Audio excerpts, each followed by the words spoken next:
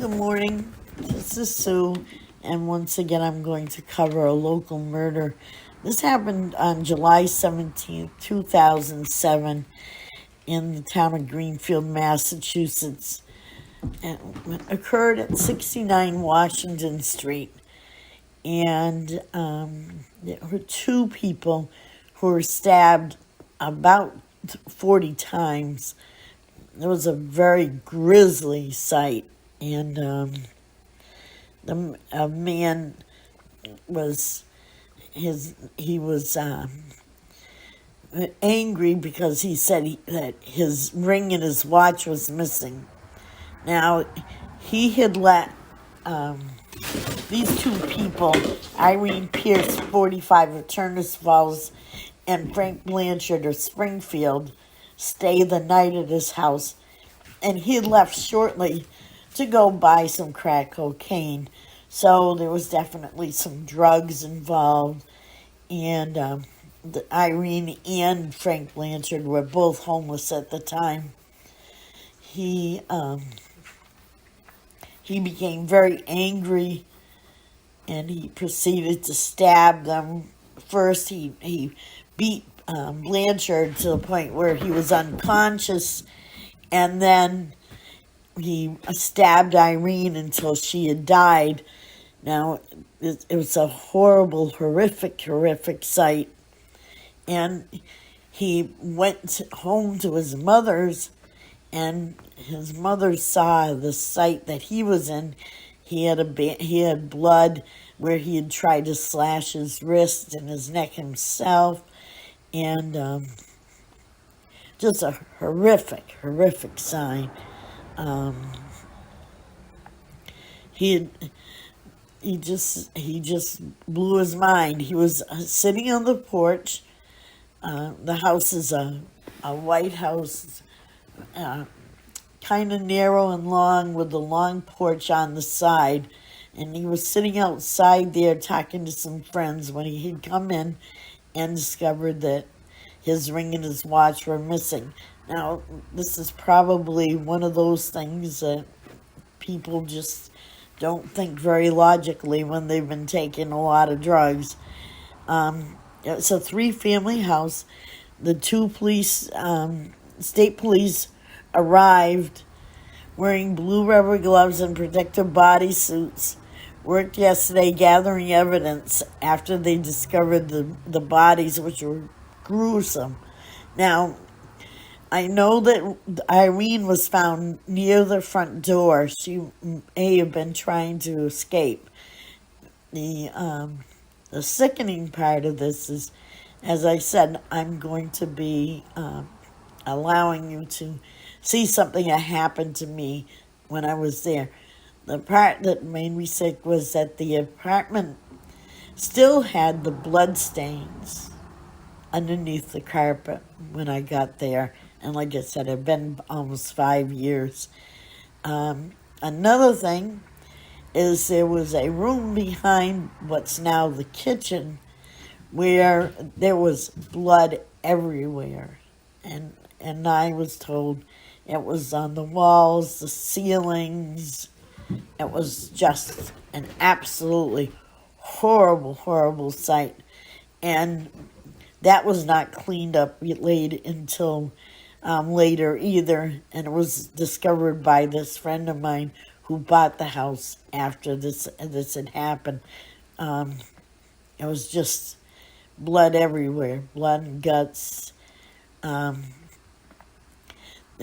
says here that 2 houses away at 73 Washington Street, also where things happened that were very strange, had answered the door and declined to give his name, said he owned the house and the death occurred at that house, had been a tenant there for several years with no problems. The police told me to say nothing, he said.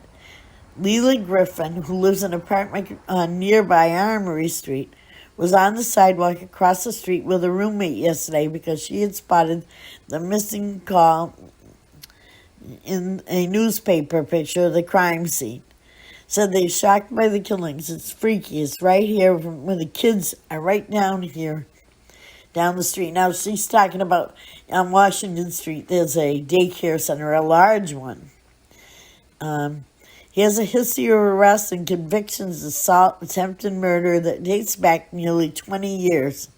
It continued up to his arrest in December on assault and attempted kidnapping charges that still are pending. Court records show. So this guy was already not good. Who's involved incidents in Amherst and Montague, which is not far away. He's accused of forcing his way into his girlfriend's car and assaulting her after breaking into a locked convenience store restroom. In 2001, he pleaded guilty in Franklin Superior Court to charges of assault, battery with a dangerous weapon, and knife in exchange for a sentence of 2 to 3 years in prison. He told the court he did not remember when or why he cut a 17-year-old woman across the throat with a knife at a party. He said he was too intoxicated. In 1992, Hoos was sentenced to 7 to 10 years in state prison after he was found guilty of trying to strangle a 21-year-old in her apartment in Amherst. Now, I just don't understand why this man was even on the road. During the trial, the woman testified that when her back was turned, Hoos came from behind, wrapped an electrical cord around her neck, and pulled it tight. At sentencing, the prosecutor said it was the third time Hoos had been convicted of a violent crime and the second case involving a woman.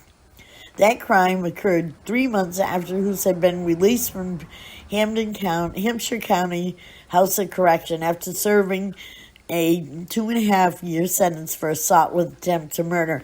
Now, this guy he's a piece of work. His defense attorney at the time, David Mintz, said those who had a 4-month-old baby and the problem stemmed from a difficult childhood. Well,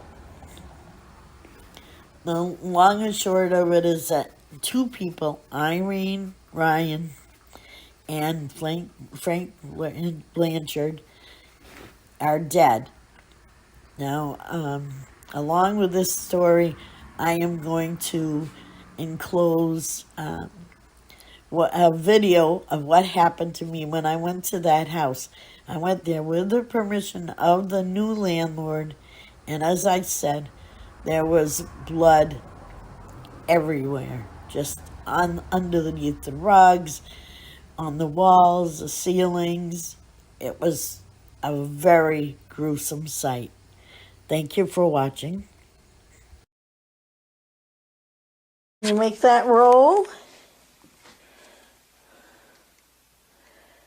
Can you roll that flashlight for me, please?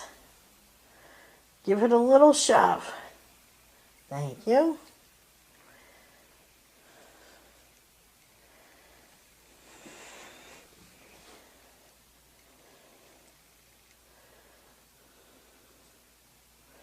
Somebody here?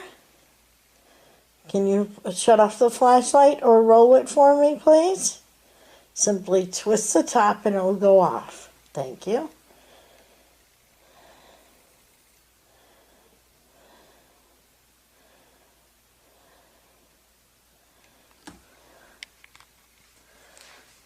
Somebody's in here, aren't you? I know you're in here. I can feel you. Irene, are you in here? Irene, if you're in here, could you shut off that flashlight or roll it for me, please? Thank you. This is a second window. Can you roll that flashlight for me? Irene, can you roll it? Thank you.